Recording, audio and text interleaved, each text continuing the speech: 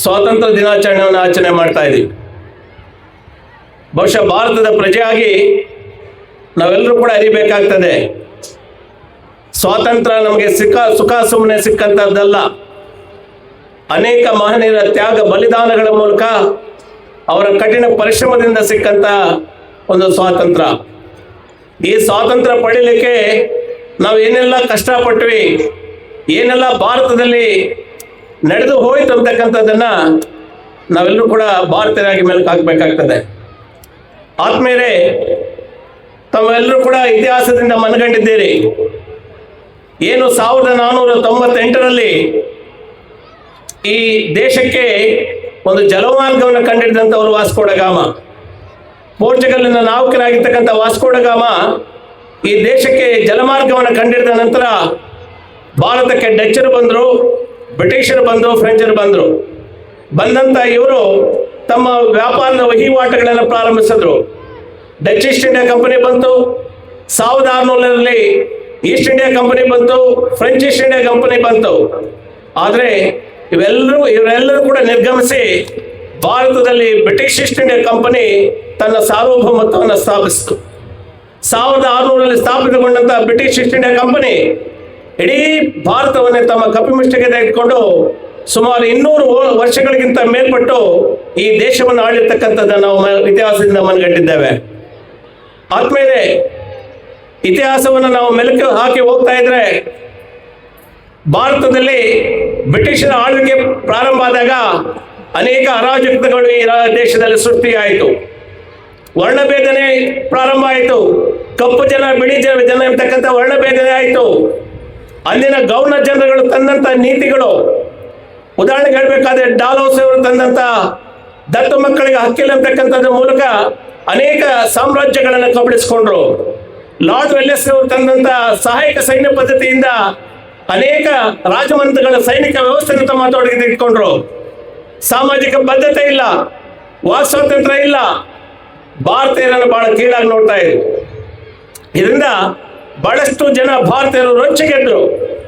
1857ರಲ್ಲಿ ಪ್ರಪ್ರಥಮವಾಗಿ ಬ್ರಿಟಿಷರ ವಿರುದ್ಧ ಒಂದು ಪ್ರಥಮ ಸ್ವಾತಂತ್ರ್ಯ ಸಂಗ್ರಾಮವನ್ನು ಪ್ರಾರಂಭಿಸಿದ್ರು. ಬ್ರಿಟಿಷರೇ ಭಾರತವನ್ನು ಬಿಟ್ಟು ತೊಲಗಿ ಎಂತಕ್ಕಂಥ ಮೊದಲನೇ ಕೂಗು ಬ್ರಿಟಿಷರ ವಿರುದ್ಧ 1852ರಲ್ಲಿ ಹಾಕಿದ್ರು. ತದನಂತರ ನಾವು ಇತಿಹಾಸದಿಂದ ಮನಗಂಡಿದ್ದೇವೆ. 1885ರಲ್ಲಿ ಕಾಂಗ್ರೆಸ್ ಏವ ಹ್ಯೂಮರಿಂದ ಸ್ಥಾಪನೆಯಾಗಿ ಅವರು ಒಂದಷ್ಟು ಚಳವಳಿಗಳನ್ನು ಮಾಡಿದ್ರು. ಬಾಲಗಂಗಾಧರ ತಿಲಕ್ ಮತ್ತು ಗೋಪಾಲಕೃಷ್ಣ ಗೋಖಲೆ ಅವರ ಒಂದು ನೇತೃತ್ವದಲ್ಲಿ ಏನು ನಾವು ಮಂದಗಾಮಿಗಳು ಮತ್ತು ಉಗ್ರಗಾಮಿಗಳು ಅಂತ ಹೇಳ್ತೀವಿ, ಅವರ ನೇತೃತ್ವದಲ್ಲಿ ಸ್ವಾತಂತ್ರ್ಯ ಸಂಗ್ರಾಮ ಈ ದೇಶದಲ್ಲಿ ಮುಂಚೂಣಿಯಲ್ಲಿ ನಡೆಯಿತು. ಕಾಲಕ್ರಮೇಣ 1919ರಿಂದ 1947ರವರೆಗೆ ಏನು ಇತಿಹಾಸದಲ್ಲಿ ನಾವು ಮನಗಂಡಿದ್ದೇವೆ ಅದೇ ಗಾಂಧಿ ಯುಗ. ದಾದಾ ಅಬ್ದುಲ್ಲಾ ಅವರ ಪ್ರಕರಣವನ್ನ ವಾದಿಸಲಿಕ್ಕೆ ದಕ್ಷಿಣ ಆಫ್ರಿಕಾ ಹೋಗಿದ್ದಂಥ ಗಾಂಧಿಯವರು ಭಾರತಕ್ಕೆ ಬಂದಾಗ ಭಾರತದಲ್ಲಿ ಭಾರತೀಯರು ಬಹಳಷ್ಟು ನಲಿಗೆ ಹೋಗಿದ್ರು. ಇವತ್ತು ಅನೇಕ ಅವರು ತಂದಂಥ ವ್ಯವಸ್ಥೆಗಳು ಭಾರತೀಯರನ್ನು ಕೆರಳಿಸಿದ್ದು. ಇದರಿಂದ ಗಾಂಧೀಜಿಯವರು ಬಹಳಷ್ಟು ನೊಂದುಕೊಂಡ್ರು. ಉದಾಹರಣೆಗೆ ಹೇಳ್ಬೇಕಾದ್ರೆ ಏನು ಜಲಿಯನ್ ವಾಲಾಬಾಗ್ ಹತ್ಯಾಕಾಂಡವನ್ನು ನೋಡಿ. ಜಲಿಯನ್ ವಾಲಾಬಾಗ್ ಹತ್ಯಾಕಾಂಡದಲ್ಲಿ ಸುಮಾರು 6ರಿಂದ 10,000 ಜನ ಸೇರಿ ಸ್ವಾತಂತ್ರ್ಯ ಸಂಗ್ರಾಮದ ಬಗ್ಗೆ ಮತ್ತು ರೌಲತ್ ಕಾಯ್ದೆ ಬಗ್ಗೆ ಚರ್ಚೆ ಮಾಡುವಂತಹ ಸಂದರ್ಭದಲ್ಲಿ ಅಂದಿನ ಬ್ರಿಟಿಷ್ ಅಧಿಕಾರಿ ಇರ್ತಕ್ಕಂಥ ಲಾರ್ಡ್ ಡಯರ್ ಅವರು ತಮ್ಮ ತುಪಾಕಿಗಳನ್ನ ಅಲ್ಲಿಗೆ ಕೊಂಡೊಯ್ದು ಅಮಾನ್ಯವಾಗಿ ಭಾರತೀಯರನ್ನು ಕೊಂದರು. ಬಹಳಷ್ಟು ಜನನ ಅಮಾನ್ಯವಾಗಿ ಕೊಲೆ ಮಾಡಿದ್ರು. ಪ್ರೆಸ್ ಕಾಯ್ದೆನ ಅನುಷ್ಠಾನಕ್ಕೆ ತಂದ್ರು. ಪ್ರೆಸ್ ಕಾಯ್ದೆ ಮೂಲಕ ನಮ್ಮ ಪತ್ರಿಕಾ ಸ್ವಾತಂತ್ರ್ಯವನ್ನು ಕಿತ್ಕೊಂಡ್ರು. ಸಾಮಾಜಿಕವಾಗಿ ನಮ್ಮನ್ನು ಶೋಷಣೆ ಮಾಡಿದ್ರು. ಇಲ್ಲಿರ್ತಕ್ಕಂಥ ಸಂಪತ್ತನ್ನು ದೋಚಿ ನಮ್ಮನ್ನು ದಿವಾಳಿಗಳನ್ನಾಗಿ ಮಾಡಿದ್ರು. ಇದರಿಂದ ಗಾಂಧೀಜಿಯವರು ಬಹಳಷ್ಟು ನೊಂದುಕೊಂಡ್ರು. ಸೊ ಅವರ ಒಂದು ನೇತೃತ್ವದಲ್ಲಿ ಸ್ವಾತಂತ್ರ್ಯದ ಸಂಗ್ರಾಮ ಈ ದೇಶದಲ್ಲಿ ಪ್ರಾರಂಭ ಆಯಿತು. 1919ರಿಂದ ಅವರ ಯುಗ ಪ್ರಾರಂಭ ಆಯಿತು. ಮೊಟ್ಟ ಮೊದಲನೇದಾಗಿ 1920ರಲ್ಲಿ ಅಸಹಕಾರ ಚಳವಳಿಯನ್ನು ಪ್ರಾರಂಭಿಸಿದ್ರು ಗಾಂಧಿಯವರು. ಅಂದ್ರೆ ವಿದೇಶಿ ವಸ್ತುಗಳನ್ನು ಬಹಿಷ್ಕರಿಸಿ ಈ ಒಂದು ಸ್ವದೇಶಿ ಒಂದು ವಸ್ತುಗಳನ್ನ ಇಲ್ಲಿ ಪ್ರೋತ್ಸಾಹಿಸುವ ಮೂಲಕ 1920ರಲ್ಲಿ ಅಸಹಕಾರ ಚಳವಳಿಯನ್ನು ಪ್ರಾರಂಭಿಸಿದ್ರು.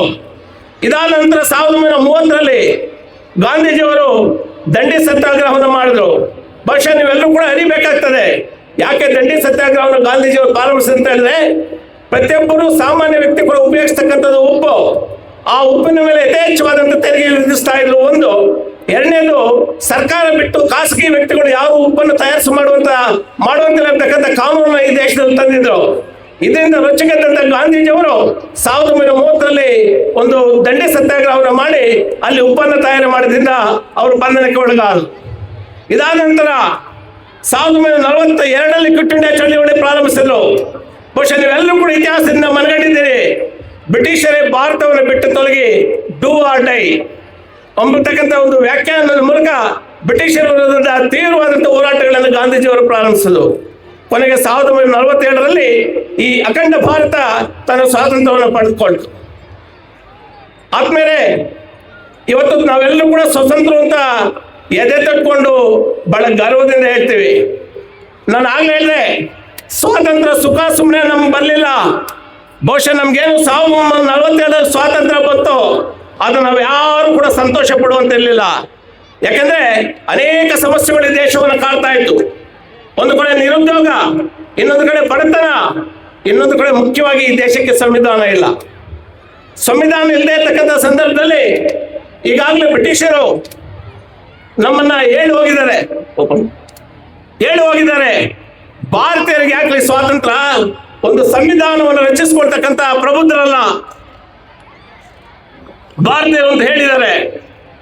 ಇವತ್ತು ಬಿ ಆರ್ ಅಂಬೇಡ್ಕರ್ ನಾವು ನೆನೆಯಬೇಕಾಗ್ತದೆ. ಭಾರತೀಯರು ದಡ್ಡರು ಪ್ರಬುದ್ಧರಲ್ಲ ಅಂತ ಹೇಳಿದಂತ ಒಂದು ವಿಶ್ವಕ್ಕೆ, ಇದು ಬ್ರಿಟಿಷರಿಗೆ ಒಂದು ಅದ್ಭುತವಾದಂಥ ಒಂದು ಸಂವಿಧಾನವನ್ನು ರಚನೆ ಮಾಡಿ ಒಂದು ವಿಶ್ವಕ್ಕೆ ಸಂದೇಶವನ್ನು ಸಾರಿದಂಥವ್ರು ಬಿ ಆರ್ ಅಂಬೇಡ್ಕರ್ ಅವರು. ಭಾರತೀಯರು ದಡ್ಡರಲ್ಲ, ಭಾರತೀಯರು ಪ್ರಬುದ್ಧರು ಅಂತ ಹೇಳಿ ಇಡೀ ವಿಶ್ವಕ್ಕೆ ಸಾರಿದಂಥ ಒಬ್ಬ ಮಹಾನ್ ಚೇತನ ಬಿ ಆರ್ ಅಂಬೇಡ್ಕರ್ ಅವರು. ಇವತ್ತು ನಾವು ಕೇವಲ ಸಂವಿಧಾನ ದಿನಗಳನ್ನು ಆಚರಣೆ ಮಾಡಿದ ಸಾಲದು, ಏನು ಅಂಬೇಡ್ಕರ್ ಅವರು ಹೇಳಿರ್ತಕ್ಕಂಥ ಸಂವಿಧಾನದ ಒಂದು ಆಶೋತ್ತರಗಳನ್ನ ಮೈಗೂಡಿಸ್ಕೊಂಡು ಒಂದು ಭವ್ಯ ಭಾರತವನ್ನು ಮಾಡುವಂತ ಕೆಲಸ, ಭವ್ಯ ಭಾರತವನ್ನು ಕಟ್ಟುವಂತ ಕೆಲಸವನ್ನು ಇವತ್ತು ನಾವು ಮಾಡಬೇಕು. ಆತ್ಮೀಯ ವಿದ್ಯಾರ್ಥಿಗಳೇ, ನಿಮ್ಮಲ್ಲಿ ನಾನು ಒಂದು ಕಳಕಳಿಯಿಂದ ಮನವಿ ಮಾಡ್ತೇನೆ. ಇವತ್ತು ನಾವು ಸ್ವತಂತ್ರರಾಗಿದ್ದೀವಿ ನಿಜ, ಆದರೆ ಆಂತರಿಕ ಭದ್ರತೆ ಬಹಳಷ್ಟು ಬೇಕಾಗಿದೆ. ಅನೇಕ ಜಾತಿಗಳಿದ್ದಾವೆ ಈ ದೇಶದಲ್ಲಿ, ಅನೇಕ ಧರ್ಮಗಳಿದ್ದಾವೆ. ಎಲ್ಲಿವರೆಗೂ ನಮ್ಮಲ್ಲಿ ಸಾಮರಸ್ಯ ಸೌಹಾರ್ದತೆ ಬರ್ತದೋ ಆವತ್ತೇ ನಾವು ಶಾಂತಿಯುತವಾದಂಥ ಒಂದು ದೇಶವನ್ನು ನೋಡಲಿಕ್ಕೆ ಸಾಧ್ಯ. ಯಾಕಂದ್ರೆ ಆಂತರಿಕ ಭದ್ರತೆಗೆ ಧಕ್ಕೆ ಬರ್ತಕ್ಕಂಥದ್ದು ನಮ್ಮಲ್ಲಿ ಒಗ್ಗಟ್ಟಿಲ್ಲ ಅಂದಾಗ ಆಂತರಿಕ ಭದ್ರತೆಗೆ ಧಕ್ಕೆ ಬರ್ತದೆ. ಆ ಆಂತರಿಕ ಭದ್ರತೆಯನ್ನ ಒಂದು ಧಕ್ಕೆ ಬರ್ದಾಗೆ ನೋಡ್ಕೊಳ್ತಕ್ಕಂಥದ್ದು ಜವಾಬ್ದಾರಿ ಇವತ್ತು ನಮ್ಮ ಮುಂದಿದೆ. ಆದ್ಮೇಲೆ ನಿಮ್ಮಲ್ಲಿ ನಾನು ಒಂದು ಕಳಕಳಿಯಿಂದ ಮನವಿ ಮಾಡ್ತೇನೆ.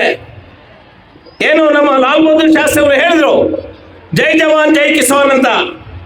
ಈ ದೇಶದ ಬೆನ್ನೆಲುಬು ಮಹಾನ್ ಚೇತನಗಳು ಇಬ್ಬರು, ಒಬ್ಬರು ಸೈನಿಕ, ಮತ್ತೊಬ್ಬ ಇಲ್ಲಿ ರೈತ. ಇವರು ಈ ದೇಶದ ಒಂದು ಆಧಾರ ಸ್ತಂಭಗಳು. ಸೊ ಇವರನ್ನ ಎಲ್ಲಿವರೆಗೂ ಗೌರವಪೂರ್ವಕವಾಗಿ ನೋಡ್ಕೊಳ್ತೀವೋ ಆವತ್ತು ಈ ದೇಶ ಸಮೃದ್ಧಿ ಆಗಿರ್ತದೆ ಅಂತಕ್ಕಂಥ ಮಾತನ್ನ ಒಂದು ವಿಶ್ವಕ್ಕೆ ಸಾರಿದಂಥವರು ಯಾರು, ನಮ್ಮ ಲಾಲ್ ಬಹದ್ದೂರ್ ಶಾಸ್ತ್ರಿ ಅವರು. ಇವತ್ತು ಇಡೀ ಆರ್ಥಿಕ ಒಂದು ಸದೃಢತೆಯನ್ನು ಇವತ್ತು ನಾವು ಕಾಪಾಡ್ಕೋಬೇಕಾಗಿದೆ. ಇವತ್ತು ಅಗ್ರಗಣ್ಯ ರಾಷ್ಟ್ರವಾಗ್ತಾ ಇದೆ ವಿಶ್ವದಲ್ಲಿ ನಮ್ಮ ಭಾರತ. ಒಂದು ಆರ್ಥಿಕ ಒಂದು ಸದೃಢತೆಯನ್ನು ಕಾಪಾಡ್ಕೋಬೇಕಾದ್ರೆ ನಾವೆಲ್ಲರೂ ಕೂಡ ಕಾಯ ಮನಸ ವಾಚ ಕೆಲಸ ಮಾಡಿ ಈ ದೇಶದ ಸರ್ವತೋಮುಖ ಅಭಿವೃದ್ಧಿಗೆ ಪಣದೊಟ್ಟು ಕೆಲಸ ಮಾಡಿದ್ರೆ ಇಡೀ ವಿಶ್ವದಲ್ಲೇ ಅಮೆರಿಕವನ್ನು ಮೀರಿಸುವಂತ ಒಂದು ಬೃಹತ್ ರಾಷ್ಟ್ರವಾಗಿ ಮುಂದುವರಿಯೋದ್ರಲ್ಲಿ ಸಾಧ್ಯ ಇಲ್ಲ ಅಂತ ಹೇಳ್ತಾ, ಮತ್ತೊಮ್ಮೆ ಕೊನೆಯದಾಗಿ ವಿದ್ಯಾರ್ಥಿಗಳು ನಾನು ಮನವಿ ಮಾಡ್ತಾ